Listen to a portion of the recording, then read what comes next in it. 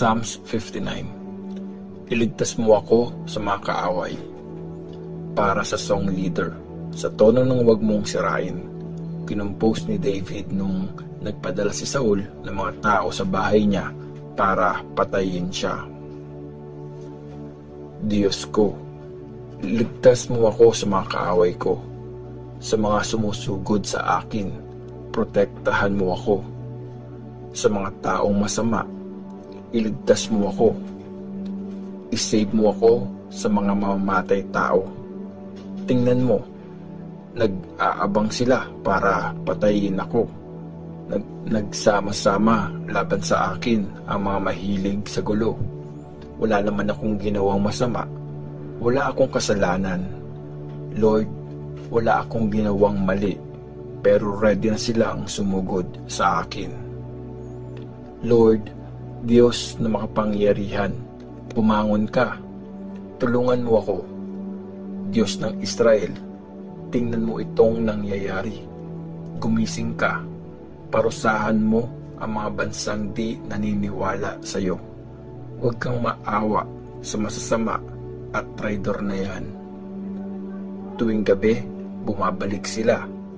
Nag-iingay na para mga asong galit habang gumagala sa loob ng bayan. Ayon sila kung ano-anong sinasabi. Matatalas ang dila nila, parang espada. Iniisip nila, wala daw makakarinig sa kanila. Pero Lord, pinagtatawanan mo lang sila. Pinapahiya mo lahat ng masamang bansa. Ikaw ang lakas ko. Sa iyo ako aasa, kasi ikaw, o Diyos, ang tagapagtanggol ko. Mahal ako ng Diyos ko. Di niya ako pababayaan. Ipapakita niyang tatalunin niya ang mga kaaway ko. O Diyos, huwag mo silang patayin para di makalimot ang bayan mo. Gamit ang lakas mo. Bunutin mo sila at ibagsak. O Lord, ikaw ang shield namin. Dahil makasalanan ang bibig nila at masasama ang sinasabi. Matrap sana sila sa sarili nilang pride. Nagbibitaw sila ng sumpa at nagsisinungaling. Kaya magalit ka. Wasakin mo sila. Wasakin mo hanggang maubos silang lahat. Tapos, malalaman ng lahat ng tao na ang Diyos ang namumuno sa Israel at sa buong mundo.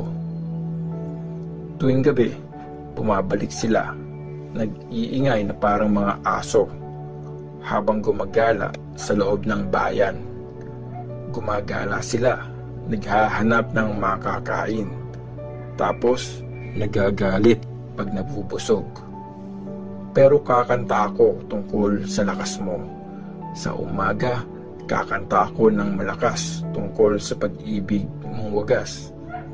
Kasi mula pa nun, ikaw na nagdi-defend sa akin. Ang takbuhan ko sa oras na nahihirapan ako. Ikaw ang lakas ko. Kakanta ako, pupurihin kita. Kasi ikaw, o Diyos, ang matibay na takbuhan ko. Ang Diyos na nagmamahal sa akin ng wagas. Psalms 60.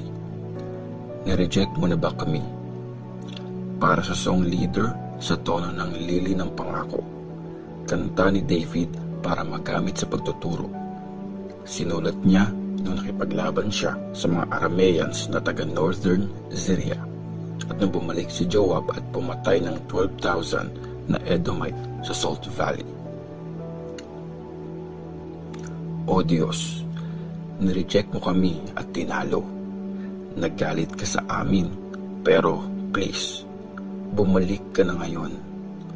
Niyanig mo ang lupa at hinati sa gitna. I-repair mo ang mga crack nito kasi malapit na itong gumuho. Pinahirapan mo ng todo ang bayan mo. Binigyan mo kami ng alak, kaya kami nahilo. Yung mga sumasamba sa iyo, winarningan mo para makatakas sila pag lumusob ang kaaway. Gamit ang lakas mo, isave mo kami. Sagutin mo ang prayers namin para maligtas ang mga mahal mo. Doon sa temple niya, sinabi ng Diyos, nanalo ako, kaya i-divide ko ang Shechem at ipapamigay ko sa bayan ko ang Succoth Valley.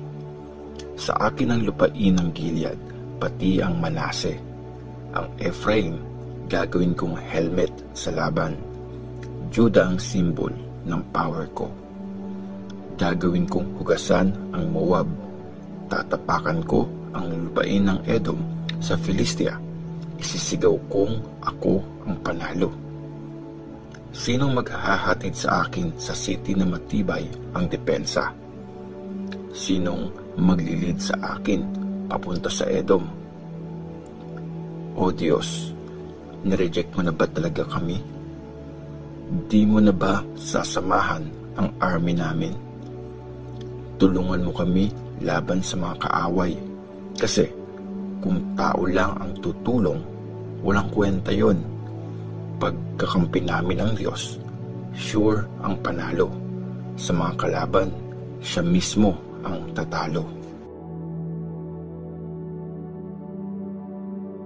Psalms 61. I-protect mo ako, O Diyos. Para sa song leader, kasabay ng mga instrument na may strings. Kanta ni David. O Diyos, makinig ka sa hiniing ko. Pakinggan mo ang prayer ko. Malayo ako sa aking bayan at sa lungkot ko, sa iyo ako tumatawag. Dalhin mo ako sa bato kung saan safe ako. Kasi ikaw ang takbuhan ko, ang nagdi-defend sa akin laban sa kaaway. Gusto kong magstay sa tahanan mo habang buhay at maging safe sa ilalim ng mga pakpak mo. O Diyos, narinig mo yung mga promise ko. Binigyan mo ako ng blessing na para sa mga sumasamba sa iyo. Pahabain mo ang buhay ng hari. Mabuhay sana siya sa maraming generation. Forever sana siyang maghari kasama ang Diyos. Ang katapatan at wagas mong pag-ibig ang mag-iingat sa Kanya. Kaya lagi akong kakanta ng papuri sa iyo. Araw-araw kong iaalay ang mga pinangako ko. Psalms 62. Sa Diyos lang ako umaasa. Kinumpos ni David para kantahin ng song leader na si Jeduthun. Panatag akong naghihintay sa Diyos. Siya lang ang makakapag-save sa akin. Siya lang ang tagapagtanggol ko at ang nagliligtas sa buhay ko. Siya ang matibay kong pader. Never akong matatalo. Di nyo ba titigilan ang taong mahina? Para na nga siyang pader na malapit ng magiba. Ang gusto nyo lang, ibagsak yung taong marangal. Sa pagsisinungaling, diyan kayo masaya. Kunyari, binibless nyo yung tao, pero sa loob nyo, sinusumpa nyo na. Tahimik akong naghihintay sa Diyos. Sa Kanya lang ako umaasa. Siya lang ang tagapagtanggol ko at ang nagliligtas sa buhay ko. Siya ang matibay kong pader. Never akong matatalo. Nakasalalay sa Diyos ang kaligtasan ko at dangal. Siya ang malakas kong tagapagtanggol. Ang Diyos ang takbuhan ko. Mga kababayan, lagi kayo magtiwala sa Diyos. Lahat ng problema nyo, sa Kanya ibuhos kasi Siya ang ating takbuhan. Ang mga tao ay parang hininga lang, powerful o mahina, parehong walang halaga. Kung titimbangin sila, wala din naman. Compared sa hangin, mas magaan pa sila. Huwag mong isiping pag nanakit ka, may makukuha ka. Sa pagnanakaw, huwag umasang may mapapala. Kahit dumami ang kayamanan mo, huwag mong asahan yon. Sinabi ito ng Diyos at maraming beses kong narinig. Makapangyarihan ang Diyos at di nagbabago ang pag-ibig niya. Lord, binibigay mo kung anong deserve ng tao ayon sa mga ginawa nila. Psalms 63. O Diyos, hinahanap-hanap kita. Kanta ni David nung nandun siya sa desert ng Judah. O Diyos, Ikaw ang aking Diyos. Gusto kitang makasama. Ikaw ang hinahanap-hanap ko. Nauuhaw ako sa iyo. Para akong tuyong lupa na walang katubig-tubig. Tiningnan kita doon sa temple. Nakita ko kung gaano ka kaganda at ka-powerful. Higit pa sa buhay ang pag-ibig mong wagas. Kaya pupurihin kita. Habang nabubuhay ako, magte-thank you ako sa iyo. Itataas ang mga kamay ko.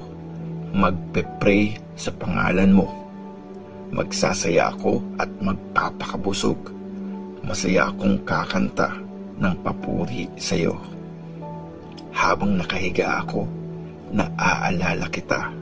Buong gabi, iniisip kita. Kasi lagi mo akong tinutulungan. Sa lilim ng iyong mga pakpak, kakanta ako sa tuwa. Sa iyo ako kumakapit. Kamay mo ang nag-iingat sa akin. Yung mga gustong pumatay sa akin, doon sila babaksak sa mundo ng mga patay. Mamamatay sila sa labanan. Lalapain ng mga hayop ang kanilang katawan. Dahil sa iyo, O Diyos, magsa-celebrate ang hari. Lahat ng nangakong magiging tapat sa iyo, magsasaya din. Pero ang mga sinungaling, patatahimikin. Psalms 64. Prayer pag may kaaway. Kinumpos ni David para kantahin ng song leader. O Diyos, may problema ako. Pakinggan mo ang prayer ko. Tinatakot ako ng mga kaaway. Iligtas mo ang buhay ko. I-protect mo ako sa mga pakana ng masasama at sa sabwatan ng mga taong sobrang sama. Matalas ang mga dila nila, parang espada. Parang panang tinututok nila ang masasakit na salita. Nakaabang sila para saktan ang mabuting tao. Bigla nilang titira, wala silang takot. Buo ang loob nilang gumawa ng masama. Pinaplano nila kung saan maglalagay ng mga trap.